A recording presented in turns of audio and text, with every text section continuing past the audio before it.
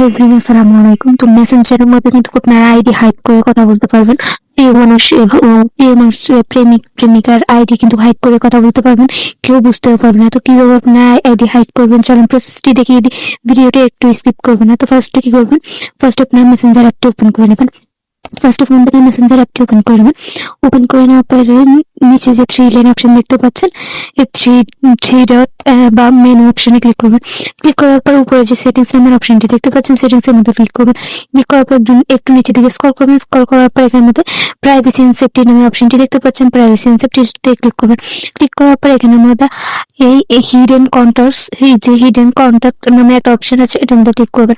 Click করার পর এখানের মধ্যে উপরে যে মানুষের মতো একটা আইকন দেখতে পাচ্ছেন, এটার মধ্যে ক্লিক করবেন। ক্লিক করার পর এখানের মধ্যে আপনার যার আইডি, আপনার মেসেঞ্জারে থাকা সবগুলো আইডি শো করবে। তো আপনি যার আইডিটি হাইড করতে চাইতেছেন তার আইডিতে ক্লিক করবেন। তো এক্সাম্পল ভাবে আমি এই আইডিটি হাইড করতে চাইতেছি, এটাতে ক্লিক করবেন। এটাতে ক্লিক করার পর আপনি দেখতে পাচ্ছেন আইডিটি কিন্তু এখানে চলে এসেছে। তো আপনি চাইলে কিন্তু আইডিটিকে এখানে রেখে কথা বলতে পারবেন, কেউ বুঝতেই পারবে না। তো এভাবে কিন্তু আপনি আইডি হাইড করে কথা বলতে পারবেন। আর যদি চান যে না, আবার যদি এটা আনহাইড করতে চান, তাহলে এখানের মধ্যে সাইডে যে আনহাইড নামে অপশনটি আছে, এটাতে ক্লিক করবেন। এটাতে ক্লিক করার পর এটা কিন্তু আইডিটা কিন্তু আবার এখান থেকে চলে যাবে। তো এভাবে কিন্তু আপনি আইডি লুকিয়ে কথা বলতে পারবেন, কেউ বুঝতে পারবে না। যে এই ছিল ভিডিও ভালো লাগলে লাইক কমেন্ট শেয়ার করতে ভুলবেন না।